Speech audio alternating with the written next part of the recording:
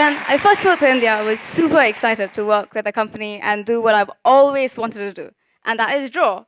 Working with a company was fantastic and a brand name because there was always a clear direction and a brief at hand. But it was when I started working independently a year and a half later that I started questioning whether I would ever have any ideas or whether it will stop completely and whether I'd have something to always say in pictures, then that means or something to draw about.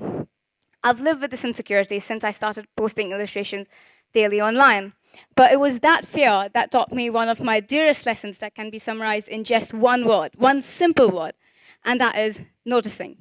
Everything seemed like a Bollywood movie, as you can imagine. It's not like you can avoid seeing the cow that decides to take a nap in the middle of the road, or the chai wala who scratches his armpit excessively before he serves you that cup of tea that you've been looking forward to the whole evening. Though these were new sights to me, these were everyday sights for an average Indian. But every time I drew something funny I saw, I realized that people giggle not at the thought of the sight, but the recollection of it. I find it intriguing that something that's part and parcel of an everyday life can become funny when just pointed out.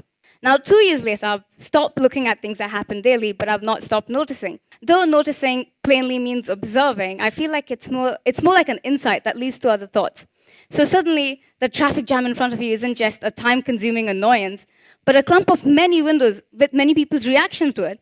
So the guy in front of you isn't just that elbowed, who we call newbies on the road, but the guy who sings superbly out of tune to loud, jarring Hindi music.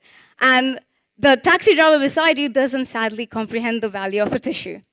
And though these windows prove as great entertainment while you're driving, they also prove as places where I sometimes get my next idea for an illustration from.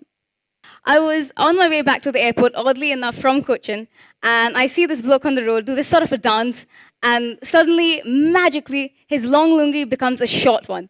And I was like, what just happened? And I made a note in my diary, and I decided to ask someone from the area about it. What I got from that observation is not only the funkiest dance move to date that I own, also my most popular illustration, that's how to tie a lungi. Long and short version. I was at a friend's place, and I overheard my friend tell her sister that she should not eat the crusts of bread because they'll make her hair fizzy. I asked her, where did she hear such a ridiculous statement? And she told me that her mom told her that her mom told her. So I started this series called Old Wives' Tales, as you can imagine, is just illustrated versions of superstitions that I've heard over time.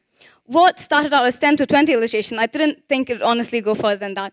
But it grew to over 300 and counting when I just provided the opportunity for people to contribute their versions of old wives' tales that they've heard. As you know, India is the language of stories. And it's funny how noticing is probably how these tales even get started. For example, in this case, a guy with rather large nostrils was probably doing his business. An old auntie passed by, takes a look, puts two and two together, and the next thing you know, she's passing on her newly acquired wisdom. Noticing is a constant idea proposer, and you absolutely don't have to be an illustrator, obviously, to start looking for things to notice. So on your way back home, you can notice how the time the food takes to arrive is inversely proportionate to how hungry you are, and how the first few bags that come onto a slide seem to never belong to anyone. There's a wealth of ideas, solutions, and smiles just waiting to be looked at if only you'd notice. Thank you.